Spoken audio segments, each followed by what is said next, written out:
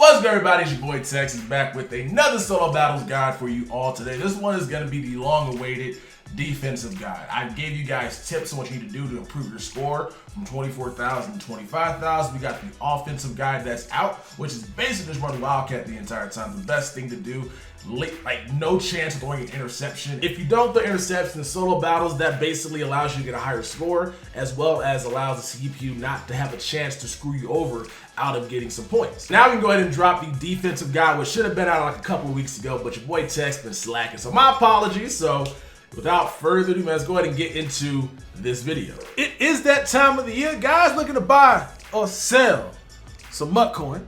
Be sure to check out MMOAN.com, link down in the description below. They are gonna be your cheapest and best MUT coin options. Check them out. Use code TEXAS at checkout for a 10% discount. So first things first, we're going to get into the solo battle. You have to get out here and rock a 3-4 playbook. One that has specifically 3-4 odd, because we'll be running Pinch Buck O as our only defensive play for solo battles. I rocked the Bears playbook because this is the first one I unlocked. I did the Tarek Cohen solo challenges for the, let's say Ultimate Kickoff. It's not out yet. I did the Bears solo challenges for the Tarek Cohen, which was for the Theme Diamonds, right? Theme Diamonds. And so they got 3-4 odd in this, so I just kept it the entire time. It works out for me, and it gets the job done. So that one is the most important step. Make sure you guys have a 3-4 playbook with 3-4 odd. Once you get that playbook, the next step's gonna require some tweaks to your lineup at the outside linebacker spot specifically. So if you guys run Pinch Buck, or you guys know anything about Pinch Buck Go, what ends up happening is if you run it correctly, you should have either your left outside linebacker come in untouched, or your right outside linebacker come in untouched, or both of them may come in untouched. And you want to have guys that have great speed coming off the edge. And so I got Lawrence Taylor, I got Von Miller. Those guys are fantastic to get this done. But if you guys can't afford it, then there are a ton of other players in the game that you can pick up. Brian Burns is one of them. This guy has, I think, 84 speed on his 84 overall card, I believe it has. Yeah, don't mind the +2 speed. That's because I'm a Panthers fan.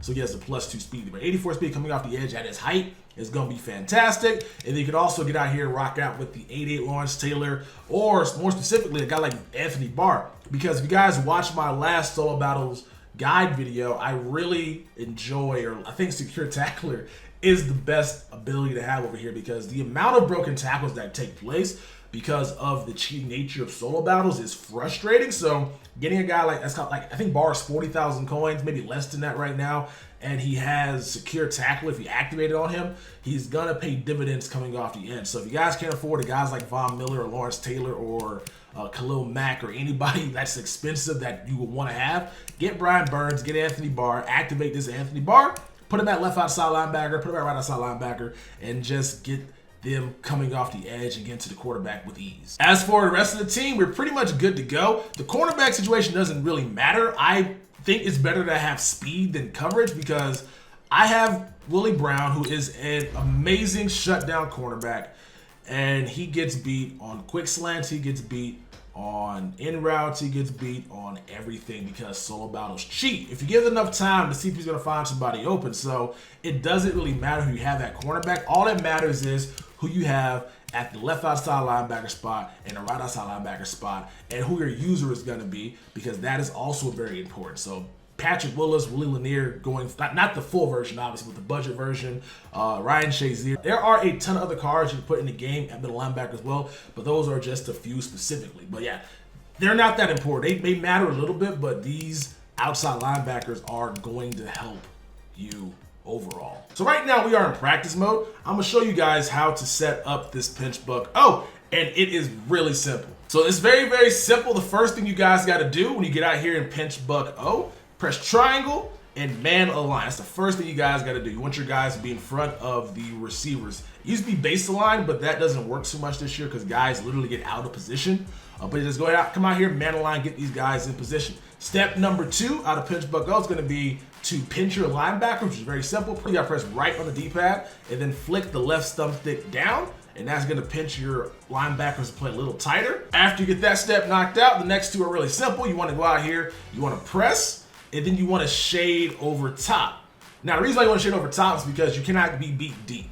over top this year if you shade. Shading actually somehow works. So you shade over top this year, so that way you don't get a chance to get streaked to death and give them a long touchdown unless they decide to cheat you. In that case, you will get screwed. But for the most part, I haven't really been beat over top from shading. Now, what I typically do from here is basically move guys into position so I can buy myself or buy my pass rushers a little bit more time to get to the quarterback. So see, right now my cornerbacks are all pressed, but my safeties are not. So what I do is I bring Eddie Jackson forward to at least be close enough to this guy to create a little bit extra time for my edge rushers, which we learned before the situation in Khalil Mack. And then the last step after I bring those guys up is whoever is manned up against the running back, which in this case, can I see what, hold on, all right, yeah, it's Trevathan.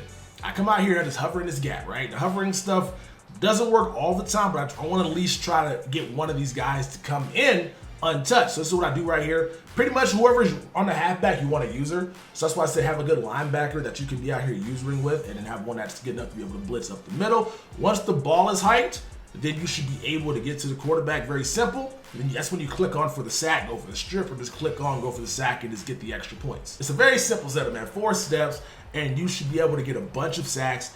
Getting a bunch of sacks, get the CPU to have negative yards.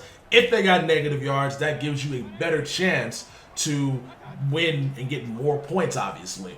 Now, there's a couple things you guys gotta pay attention to when it comes to running this pinch book. Oh, pay attention to formation. Like, I play the game so much, I can pretty much tell what the CPU is going to do depending on their formation. If they come out here in tight sets, right? They got wide receiver tight end on the left side, wide receiver on the right side. I pretty much anticipate either drags with the inside guys, or I anticipate like bench basically, which are going to be out routes and corner routes. So you can get out here and cheat as well, man. Get out here and bump those guys, get out here and press those guys, and also shade outside to prevent them from being able to run those overpowered man-beating plays. So you just got to get out here and play the game enough to pay it and recognize and have that awareness, like, okay, I know what they're doing here, and get your guys in position to stop it. I cheat a lot against the CPU. Like, if they come out here in 5 wide, like this works especially well against 5 wide, I typically just get out here and just press my linebacker on their receiver, because 1 of 2 things are going to happen. 1, I get the press and I get the sack. 2, they beat the press, and then I have a better chance to go for the interception because of they throw the ball quickly and I can get back in time to pick the ball off. So it's a win-win. You just got to recognize and pay attention a lot in this game to see what they've been doing and notice tendencies. So it's really easy, and the only thing that I don't like about this is that it does not do well against the run. That's the one thing I hate. They run stretch, they run like a dive play, and because the running the ball in this year's game is ridiculous because guys just don't interact with one another, it makes it virtually impossible, it seems like, to actually stop these guys from getting the run game popping off. So sometimes you may give them a bunch of huge long runs, but even though that will be frustrating, I have given up a long run in like 3 games and still got 25-5. So it is still possible to score highly with them scoring, but that's where the sacks come into play. Sacks give them negative yards, which then is going to allow you to have more margin for error if they do get one big play to pop off. Now, there is another defensive play that's way better than the pinch bucko. The thing is, I'm not good at running it, so I don't try it. It's going to be the field goal block method.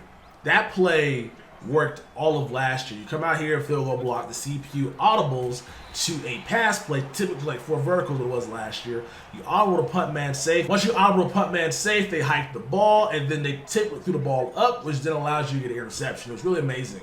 This year, I cannot seem to get them to throw the ball. The CPU does not throw, I'm going to call them pickable balls on purpose this year. They will sit there in the pocket and wait for somebody to get open. If they're not open, they scramble. The coding is a little bit different this year. What you have to do to make that play work is bait the CPU. But with the amount of broken mechanics in this game when it comes to usering, it gets kind of hard to bait them when you know where the ball's going and you have a guy in position and you go back over there and don't get the animation. So I can't get it to work. So if you guys know how to run that to perfection, that is going to be your best bet to like not give up any points if you can get that thing locked out. But for me, this, in my opinion, the pinch bucko is something that I have been using since the game came out, since last year, and I don't think I can run anything else besides this because this is the most success I've had playing Madden and getting to the quarterback and getting high scores in solo battles is with this one play. Now repeat the steps with me, guys. Man align. Then you want to get out here and pinch your linebackers. Pressure cornerbacks and shade over top depending on what formation they happen to be in. Bring your safeties to basically touching the receiver or tight end.